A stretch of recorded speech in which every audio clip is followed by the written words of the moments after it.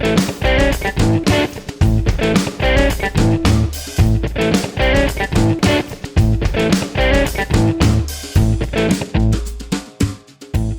to Girl Crush Country, where we are obsessed with women in country music. And it is an exciting week because we first fell in love with Jamie O'Neal 25 years ago. Is that right? I know. It's crazy. Well, it'll be 26 years this July, I guess, when Arizona came out. We just celebrated the 25th anniversary last year.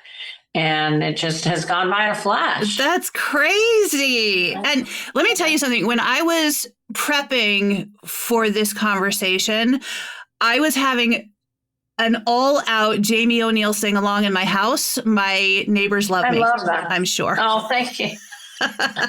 Thank you. That's so sweet. I'm so glad to have you on the show. First of all, did you come through this ice storm okay?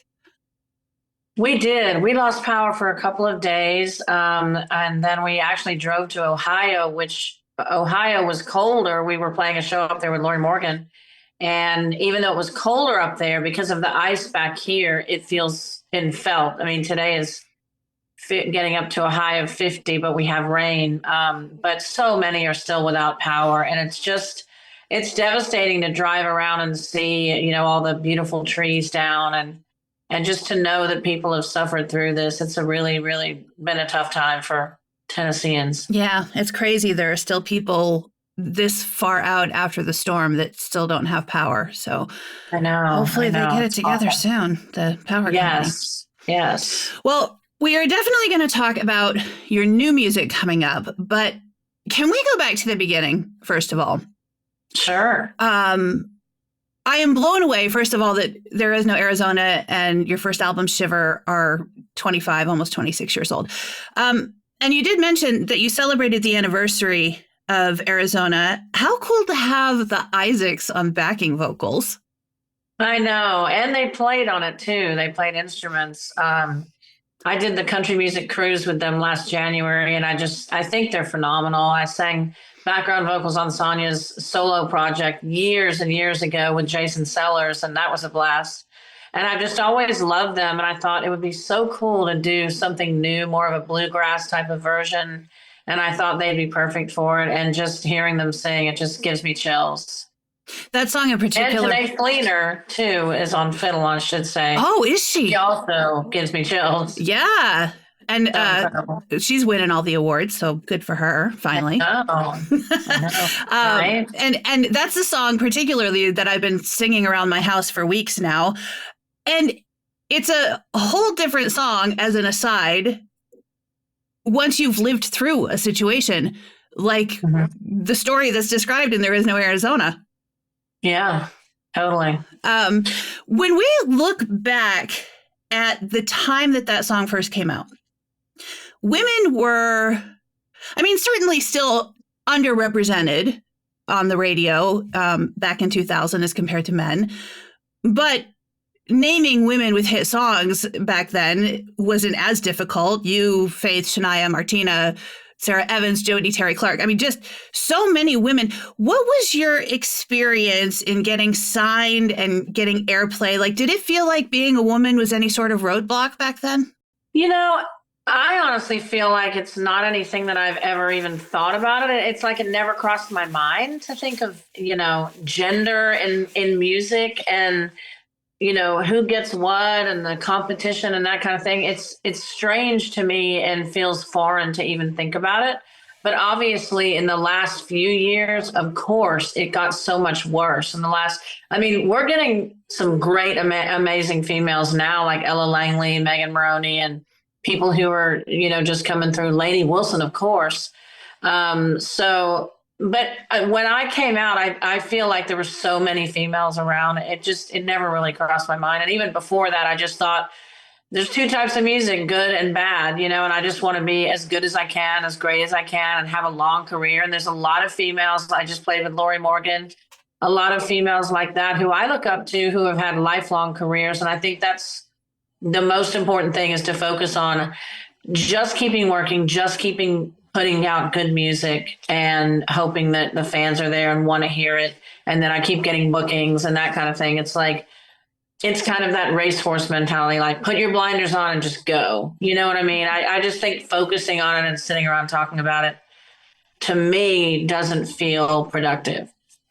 Do you feel like there is more, that it's easier maybe to do that now that there's access to the fans? There are other channels to get to them?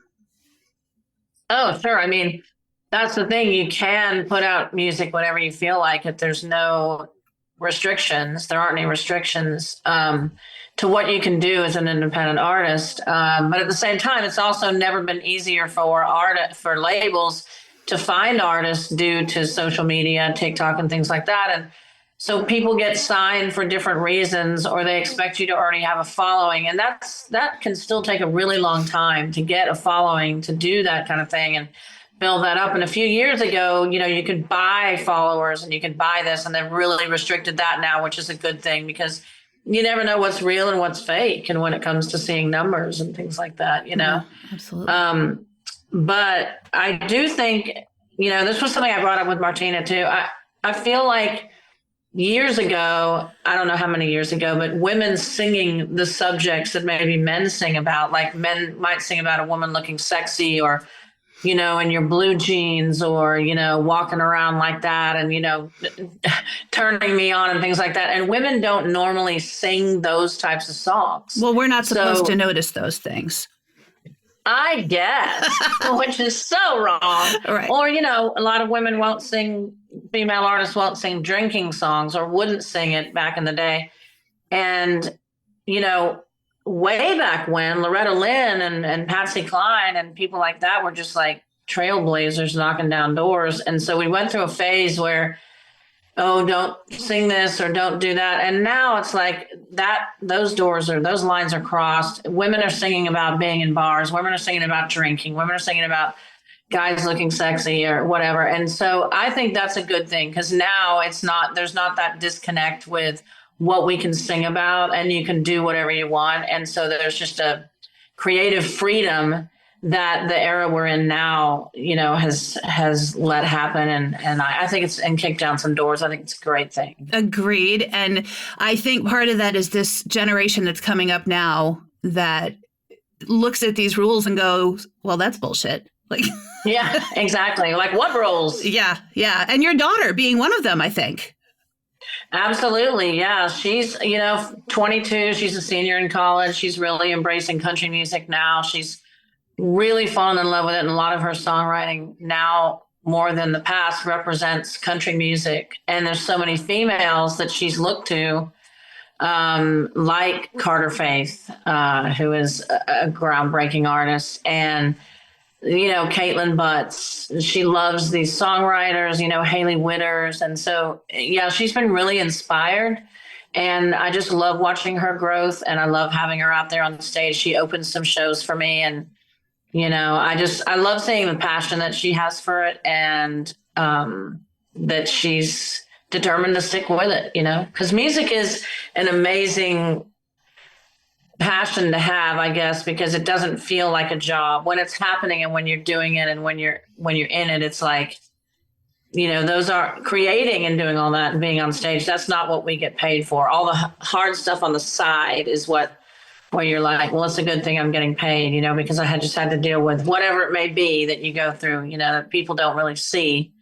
But there are hard things that we have to deal with. But like you always say, we can do hard things. We can do hard things. So that's it. You released a version of Somebody's Hero a few years ago with your daughter, Aaliyah, singing with you. That's another one that hits different as a grown-up. Totally, like, yeah. Dealing with, aging parents, and conversation I had with Reese Palmer when I had her on was it's insane how a song that you liked 20 years ago, 25 years ago, hits one way, and then you grow up and live some life, and that's a whole nother song. I know. You're so right on that, because my daughter was a baby when we wrote it. She was a newborn. She was 2 when we did the video, because, it takes time to go in the studio, record, get it out, get it up the charts, do a video. So she was a toddler in the video, and then getting to record it in 2020, she was, whatever that was, 6 years ago. So she was, 17, 16, something like that. And I'd been through a lot of living as a mom, and she was getting ready to go off to college.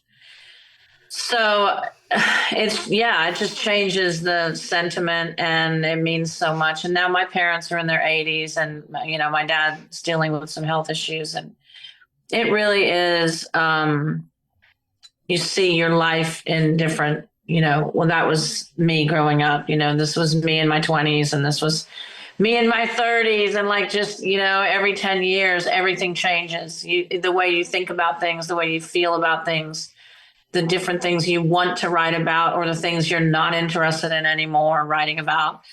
It all does change, and I'm definitely one who tries to be in the present. Obviously, that's the most important.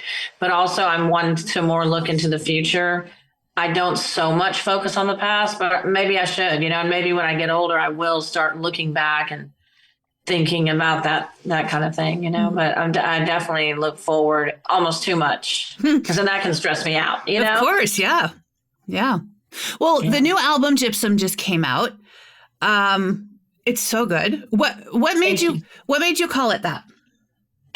Well, first of all, I have a song called Over New Mexico that kicks off the album. And Over New Mexico to me is kind of the next story, if you will, of There Is No Arizona. Like, she realized, this person is not who she thought he was.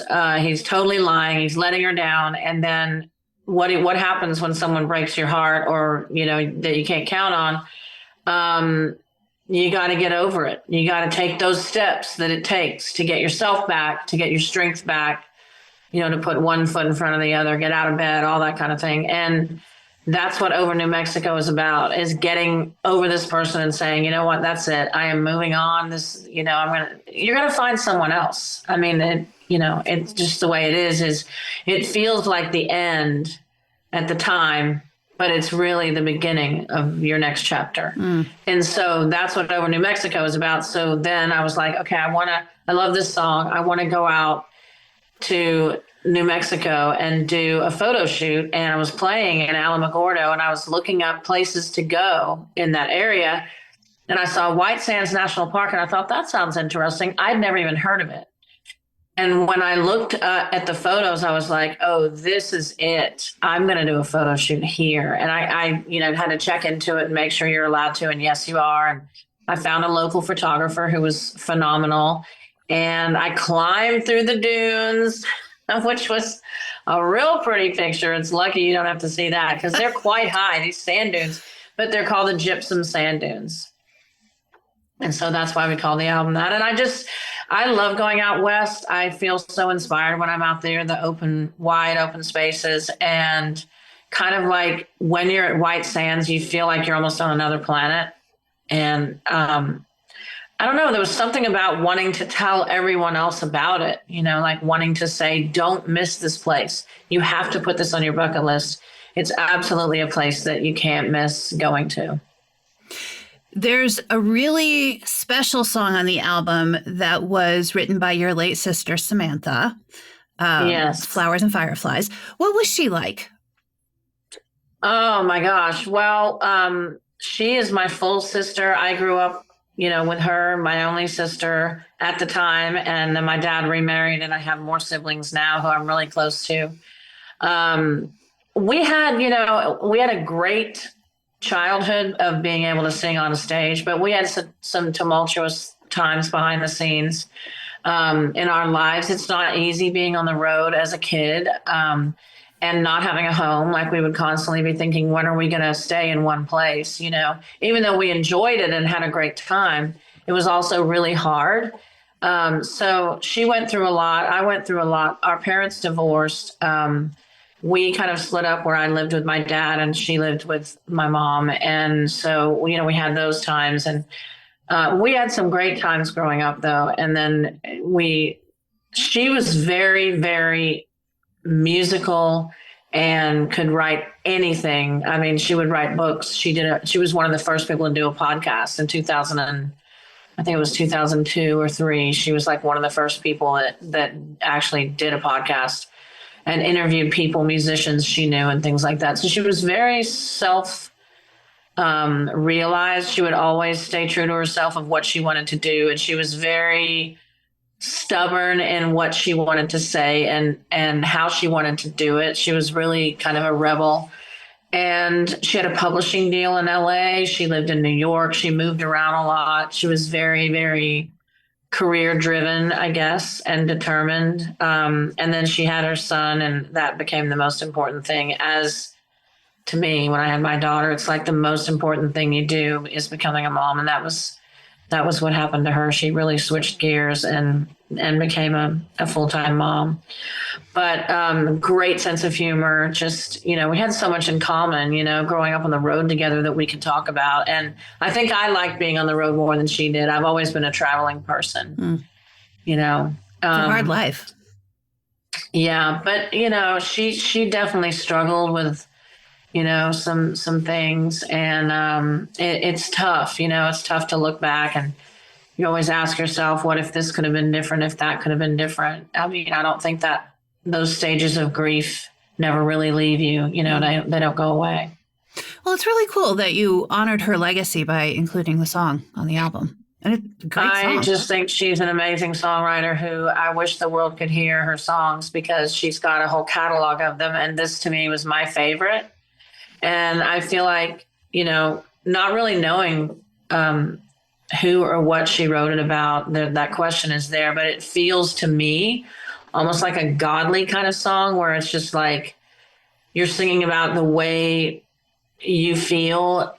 And it's such an emotional song that it really could be, if you're saying your mind, it's like, it could be spirit, it could be God, whatever you may believe. It's like these things make you feel a certain way, and you want this presence in your life, and to feel like you have some ownership of it, I guess. And so, I don't know, when I perform the song, I think of it as in many different ways. I don't really think of a person. It's definitely a tribute to her first and foremost. And I'm so glad that, I got to put it out there. So then there's Just Whiskey, about fighting alcoholism as if it's another person, a physical nemesis. Where did that idea come from? I had a friend that really went through this and ended up getting divorced over it. But I feel like it's just that the beast of alcoholism, I guess, someone who will not stop and keeps walking out the door and leaving you, and you worrying about where they're going and when they're going to be back, and like living with this invisible thing that it's hard to fight, unless someone wants to get the strength to go through giving it up themselves. There's nothing you can do about it, and I just thought I wrote it with Stephanie Bentley, who I absolutely love, and Rob Crosby, amazing songwriters. And it's a really rangy song. I mean, it's one of the toughest ones to sing on the album for sure, because it's got such a range. And I just love it. I think it's strong and powerful, and I think a lot of people can relate to it. Whenever I play it live, people always say to me that before the album came out, how can I get a copy of this? Or they tell me their stories of what they've been through, and I think that's all you can ask for as a songwriter, is that everyone takes your song and the lyrics back to their own lives and says, yeah, this happened to me, or, this song moved me. I felt an emotional response to it, That's got to feel good when people have that kind of connection. Oh, it's the best. Yeah. Yeah. It's the best feeling. Ole Heartache came out in 2025. Music Row magazine called it one of the top tunes of the year. It is a country song. Yeah. Yeah. So good. And it's also like a physical manifestation. I know. I started thinking about that. We have these two entity songs. Yeah. We did a video for this too, and it was really fun to make, and that's going to be out soon. One of my favorites off the album, if not my favorite, my entire favorite song off the album. I think because you hear it and you're just like, oh, this feels so reminiscent, so comfortable, so much of why I sang country music in the first place, you know, like steel and fiddle and just like everything about it, harmonica too. I mean, everything about it feels like, I don't know, a swanky traditional country song, you know, which is exactly what I love, you know, what I listen to. It reminds me of like a Leanne Womack song. Let me tell you, when I was listening to it, there was something about the phrasing, and I was like, that reminds me of something. And then I had to pause the song and go on a whole tangent trying to figure out. I had Olivia Newton John in my head, and I finally narrowed it down to Please, Mr. Please. There was something about the phrasing in that song that reminded me of Please, Mr. Please. And it took me like half an hour to figure that out. Well, that's so weird you say that, because Olivia was a huge inspiration for me. In fact, I used to sing Please, Mr. Please as a kid in our family act. No kidding. Yeah, with my mom and dad and my younger sister Samantha. We were at family act traveling everywhere, and I sang that one, and I sang Southern Nights by Glenn Campbell, and The Way We Were, Barbra Streisand. I mean, I love Olivia Newton John was always playing in my car when I drove at 16. That was it. That was it. I don't know if it was a cassette or an 8-track at that time. I think it was a cassette. But and then remember when cassettes would like get eaten by the machine, and you'd be like, no, I have to buy it again. Use the pen to twirl it around. Exactly. Oh my gosh. And I had the Donnie and Marie. I remember my sister and I were so little. I think we were like 8 and 6, and we had the Donnie and Marie Going Coconuts soundtrack playing all the time, and my mom would yell out, "Close the door."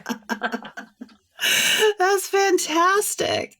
Do you have any current girl crush, country artists? I think Ella Langley. I mean, I just love the music, and then I just heard her new album is produced by Miranda Lambert and Ben West, and I think that's so cool that she's made that connection with Miranda, and that they're making and choosing Texas, writing songs together, and it's just so cool, and I've always been, since Miranda came out, I'm a huge Miranda fan. I just love her attitude too, but a lot of the songs that Ella has put out so far, like If It Weren't for the Wind, I think, Weren't for the Wind it's called. She wrote that with Joy Beth Taylor, and I worked with Joy Beth. I've written with her and produced some songs for Joy Beth a couple years ago, and she is the real deal. I saw her playing at King's Bowl in a writer's round, and I went up to her and I said, "I don't know what you're doing. I want to work with you. I think you're incredible." And now, of course, she's just taken off and had all these Ella cuts. They're both from Alabama. They were friends from way back then, and she's just kicking butt. And there's a lot of females out there that people don't realize, even like behind the scenes producers and people who are running publishing companies, been doing that for years, but running labels, Hillary Lindsay's sister. There's a huge influx of females that are power players, and from songwriters to, so I don't know. The girl crush thing can go on for days because there's just so much talent out there. For sure. I like to wrap up the interviews doing a little flash round, couple of just fun questions. Okay. What is either the song lyric you wish you wrote or the best song lyric you've ever heard, which could be the same thing? Ooh, that's a good one. Well, I mean, I got to give it up for I Hope You Dance. You know what I mean? It's just like so many lines in that song. I hope you never lose your sense of wonder, and just wanting that for my child. Your child, of course, is going to come first when it comes to, gosh, I hope you feel this way. I want you to be happy. I want you to realize you can do anything and go out there and not be afraid. And just the way I Hope You Dance says that in such a poetic way. I have to go with that one, I guess. Okay. For me, it's top of my list. What song made you think, I want to do this for a living? Well, Well, first of all, I'd have to go back so many years. I hope I can remember. I really do think, the days of, being, first of all, my dad and my mom, when they came to America, I'm Australian, when we lived in Hawaii waiting for our green cards, they were a duo. So when we first came to the States with our green cards, we had no car, no house, no anything. Suitcases with bags, dragging them on the Greyhound bus and driving to the first gig.